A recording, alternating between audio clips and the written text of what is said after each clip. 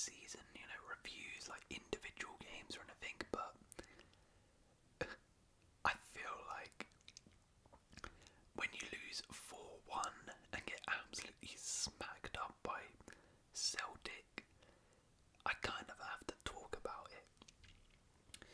So, as I said, this is not going to be a rant. I'm not going to sit here and be like, Maresca out, these players are rubbish, get them out. Okay, no. Maybe later on in the season I'll do that. But, I mean, hopefully not, but I'm just more a little bit concerned. I'm not going to overreact because there is context to apply here, but there were things that I saw from the game against Celtic which, yeah, it's, as I said, a bit worrying, and I want to talk through all of it today. So, yeah, look, as I said, it's the second game of pre-season, and I'm going to continue to stress this. But even then, when you lose 4-1 and get smacked up like that in the way we did, that's not really acceptable. No matter if it's pre-season, to be honest. When you're Chelsea, especially when it's to someone like Celtic, who, I mean, no disrespect, Celtic of course a very historic big club, but Celtic are not Real Madrid or Manchester City, right? Who ironically we have to play very soon, which is going to be fun. So, and here's the thing, Celtic as well are very much, I think it was actually their last game of pre-season, they're very much ready for the start of the Scottish Premiership. They are much more settled, much more fit, much more sharp than us. And, they beat Manchester City, right, in their last game. But that doesn't mean you should lose 4-1, because Manchester City lost 4-3. But that was basically Manchester City's youth team with like Haaland and Grealish. And I know it's our second game, but we have basically our entire first team squad available to us, besides Palmer, Enzo Caicedo, Cucurella and Gallagher. I think that's pretty much all of them. Everyone else is there. So, yeah, not good.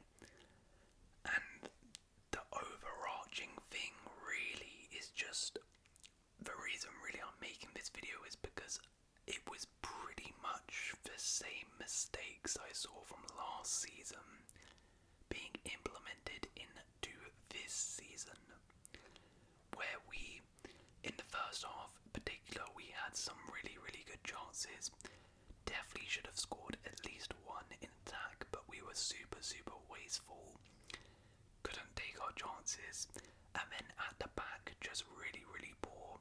Some individual errors, some poor structural unit as a defense entirely, and we get punished for those missed opportunities as well. That's pretty much, if you watched the channel last season, that's pretty much all I was talking about last season. With Chelsea, that was the story of our season, and yeah, that's pretty much what happened in this game as well. And I shouldn't be too surprised that is happening, because obviously Maresca has only had 2 games to work with him. He's had 3-4 weeks, I think, to work with the players, so naturally those things from last seasons are still going to be in the side. But it's still concerning. So in terms of the attack and the finishing,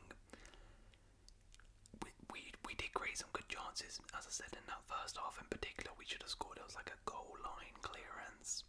Schmeichel had to make a couple good saves. I think at the start of the second half as well, we had a good opportunity. Sterling couldn't get the pass right to Maresca. But yeah, overall, again, that wastefulness and concerning because, I mean, gosh, last season it was horrible, and even the season before that. And I was hoping, maybe that was an anomaly last season. It still could be. Hopefully we can improve in terms of finishing, but right now it does seem a lot of those players, and generally the team are pretty wasteful. Mark Gu started up front, and yeah, I think his end product is yet to come. He had a couple chances as well in this game. Although what I will say is he does look very promising and very, very lively. He reminds me of like a pit bull. He's just sort of running around like a live wire, chasing every ball, very energetic. And overall, to be fair, over the course of these two games, he's looked pretty decent. Yeah, I just want to see if he has that end product, if he has that clinical edge in front of goal, and yeah, we'll see. But he's one of the players who I'll say, you know what, actually, he's kind of impressed me this preseason. Madueke, not so much. Yeah, Madueke wasn't at his best in this game either, and for I think it's the fourth goal, just cheaply gives the ball away, and then they counter-attack us easily. Madueke, he's a tough one because he definitely has. We saw it a lot last season where he has some really good moments in him and definitely has a lot of ability. It's just we don't really see it on a consistent basis, and a lot of the time actually we see him having some really poor games, such as in this game, and struggling. So I really want to see from Madueke this season some more consistency in his game. I hope that can occur, but I don't know if he's actually going to play.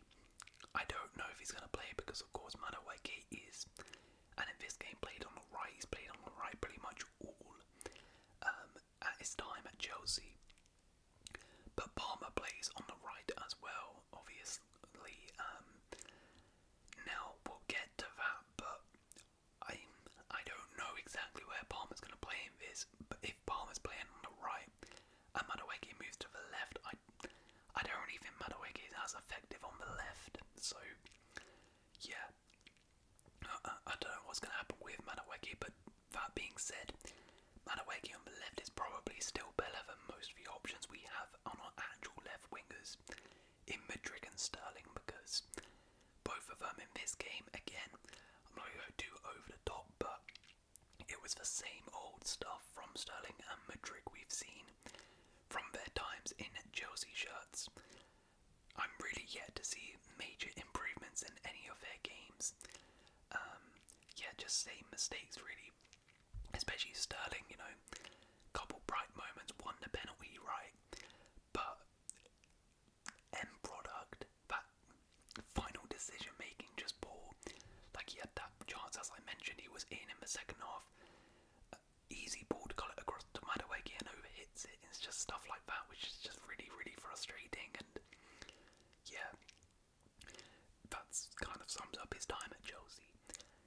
I'm hoping him or Mudryk, one of them, can at least step up this season their levels, but I don't know. I don't really have too much faith in them.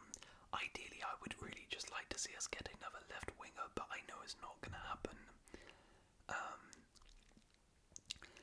So yeah, these two need to step up. They really, really do. Now, the number 10s and the overall system of Maresca is an interesting one. So we play like I guess it's down as like a 4-3-3, but then James comes into midfield with Lavia, and then the two 8s kind of push up as basically two number 10s, and it was Carney, Chukwuemeka and Nkunku. And what I will say is I actually kind of like that, like the two number 10s. I really, really do like that. It adds a lot going forward for us. Nkunku in particular has been probably our best player in pre-season so far, in my opinion. He's been really, really good, and I do think in that role it suits him very, very well, at least going forward. Defensively, maybe that's one of the reasons we're getting a couple issues, and particularly pressing with those guys, of course, when you play that high up, when you play with those two number 10s and you have your three forwards as well, when you lose the ball, you need those guys to be really coherent in a press, because if a team gets that ball, they win that ball back and they play it quickly, then all of a sudden they've bypassed like 5 of your players and your whole midfield pretty much. So, and that was actually what was happening in this game a lot. So obviously that's something to work on, but I do like the concept of having those two number 10s, and I like Nkunku in there. And this is what I was talking about with Palmer. Palmer, I actually think would do pretty well in that position, but then that's where my concerns come in about the defensively, when we're in our shape, having Palmer and Nkunku in those positions.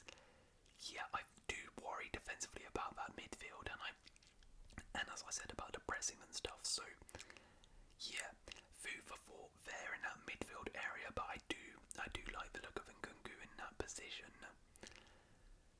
Speaking of Nkunku, I mean, he did score, and interestingly he took the penalty, which Sterling won, of course. Palmer is our penalty taker but was not on the pitch, so I guess Nkunku is our second choice penalty taker, which is something I guess I didn't really know before. Speaking on the midfield though as well, this is where, again, I don't necessarily know if this is the system we're going to go with, how everybody fits in when everyone's back. Because if Fernandes and Caicedo are back, I don't really know how both of them play in that system. Like, if we're going to play with these sort of like two number 8s who push up into number 10 roles. As I said, Nkunku is one of them, sure. Then the other one, I don't really see Enzo doing that. I mean, we saw him do that under Poch and just simply did not work. Caicedo, kind of. He can kind of do it, but you know, you don't really want him pushing up as much as becoming like a number 10. So then, okay, well, you're going to put them in the deeper role, but then there's only one of them there where Lavia plays, right? Only one of them can go there. So I'm really intrigued to see what's going to happen with our midfield shape in this system. And also, a side note, I don't really know what's happened to Dewsbury Hall. Maybe he's injured or something, I don't know, but he hasn't been involved in any of the pre-season matches, and to be fair, he is somebody who I think could play in that, you know, number 10, number 8 role pretty well, so I really do want to see him play. I'm assuming he's picked up a little injury though. But my main concern is defensively. Defensively against Celtic, we were really, really bad. Like, really bad. And that's something which you can't really necessarily put down to, you know, lack of fitness, lack of sharpness, because just structurally, and we were just all over the place, really. Particularly in the second half. We were really, really bad defensively. And the high line, again, particularly in the second half, is where we use quite a high line, and we just got absolutely obliterated with it. We got picked off by Celtic with that high line, and I don't, you know, this team is definitely not used to playing this high line like this. Like under Poch, we did it, but it wasn't really as extreme, I guess, and we didn't have that many players forward as much as we do now. You know, as I was saying, with those number 8s who are basically number 10s, we have 5 players pushing up like that. They get bypassed, then suddenly we just have James and Lavia in the midfield, and then our 3 defenders at the back. And the midfield was getting bypassed very easily, and then suddenly it's just 3 defenders at the back, or they'll just clip a ball over the top, and our defenders really did not know how to deal with it. Because as I said, this high line, they're not really used to, and that's something which we really need to work on. That's something which I think Maresca, perhaps it's the biggest thing, working on the high line and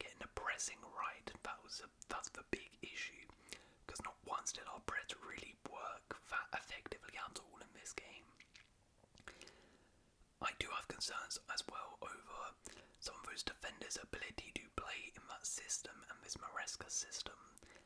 Benoit Badiashile in particular was really, really bad, and again in a high line. I don't particularly think it suits him. His strengths are just not that. They're not it. And on the ball as well, he's pretty poor. He is pretty poor. I think it's the fourth goal.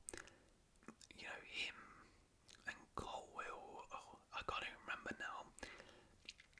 And Sanchez just getting a whole mix up at the back. But overall, you know, Badiashile was just not good on the ball in this game. And I do have concerns about him in this system. Levi Colwell as well. Levi Colwell was really, really bad. I'm pretty sure it was actually him for that third goal. He just completely gives the ball away. And we've seen this from Colwell. Like, Colwell cannot really play that sort of left-sided centre-back role. He did it for the first half of the season under Poch, and it just did not work at all. Like, at all. He was getting absolutely cooked defensively, and on the ball was not really good enough and kept giving it away. And his performances got better as he transitioned and didn't go in that left back role and went into a normal centre back role. So, and again, I'm seeing the same problems in this game in that position for Colwell.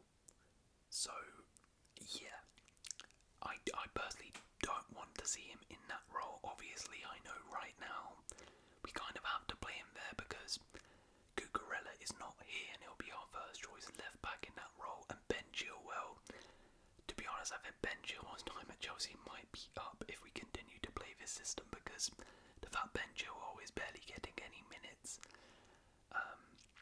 while Cucurella is not here is quite telling, because Chilwell, he's not capable really of playing that role which Maresca wants, but neither is Colwell in my opinion. So I really don't want to see Colwell doing that for large portions of this season. And the whole inverted fullback thing, with the right back inverting, Reece James inverting, Malo Gusto inverting, personally, look, I don't mind us, you know, sticking with this for a bit, but right now it needs a lot of work. It needs a lot of work, because Reece James in that midfield inverting, he doesn't really look too comfortable. He doesn't really look amazing, and I think we do limit his strengths a lot, because going forward, crossing in particular is like one of Reece James's best strengths, but in that position he's very restricted, sort of just keep the ball and that. And he doesn't look comfortable, but of course that is perfectly normal, right? He's never done this role before and he's only just learning it, so that's why I'm not going to say, oh, we're abandoning it straight away, because they need to learn this role, right? It's going to take time. But Malo Gusto in particular, I don't really want to see him when Malo Gusto is playing. I don't want to see him being the inverted, because Malo Gusto for me, we saw last season, was really good when he was in that overlapping role and bombing forward really, really well, dominating the flank. Inverting just really, really limits him in particular. I don't necessarily mind Reece James doing it, but for me, Malo Gusto, when he's on, should not be doing it. And I do think that Cucurella, I mean, we saw again at the back end of last season, in that inverted role, was absolutely superb. And I think he's just naturally a much better fit to that than Reece James. Now I know it's hard because obviously Maresca uses the right back to invert, but also Cucurella is not there for pre-season. So, you know, what are you meant to do? I completely understand that, but what I want to see is, okay, we stick with this Reece James and right back inverting, fine, and we'll see how it goes in pre-season, and then we'll see how it goes at the start of the season.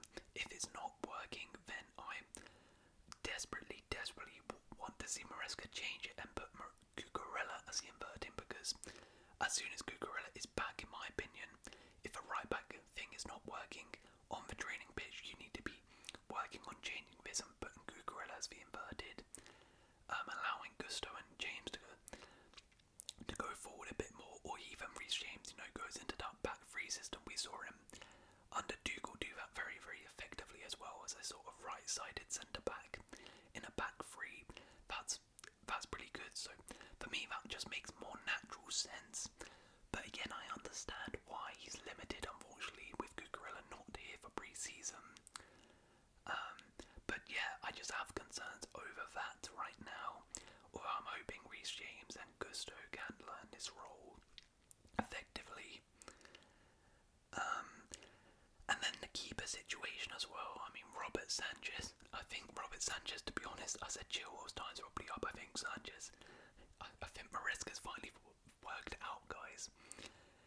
I think he's seen what we all have known as Chelsea fans from last season, that Robert Sanchez is not good enough to be starting goalkeeper for Chelsea. His ball playing ability is not good enough. He is not this ball playing machine as a goalkeeper like maybe Maresca thought. You see for the third goal, I mean, completely stitches up. I think it was Goalkeeper, right? Playing it out to him in that situation. Look, I understand, right? It's pre-season, so you kind of want to take those risks and playing out, learn from those mistakes. But with Robert Sanchez, he does this in normal games. He does this all the time in normal games. So it's not like it's a case of, I was just trying to play up from a bat because it's pre-season. I wanted to, build those bats of play. No, you do this all the time where you just make silly errors on the ball. You give the ball away cheaply, and yeah, ultimately cost us goals and cost the team. To be fair, his shot stopping was actually pretty good in this game. His shot stopping, I did have concerns over that, but to be fair, in this game, as I said, he was pretty decent, made some good saves, but overall, not good. And as I said, I think Maresca realised, because he actually hooked him. He hooked him after the fourth goal. It was like the 76th minute. There's no way that Sanchez was planning on playing the game. You don't take off a keeper in the 76th minute, right? In pre-season, that's not like a fitness thing, right? The goalkeepers, you either change your goalkeeper at half time, or you let them play the 90.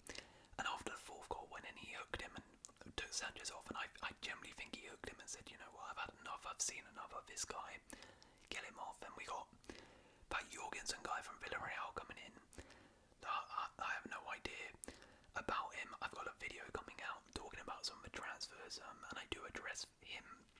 So I'm not going to speak too much on him right now. Just watch that video when it comes out. But what I will say is I really do hope he's much better than Sanchez. And I do believe that he is probably going to start as our number one now, because I think he's realised, yes, Sanchez ain't the one, and I really hope he has, because if he persists with Sanchez, oh my god.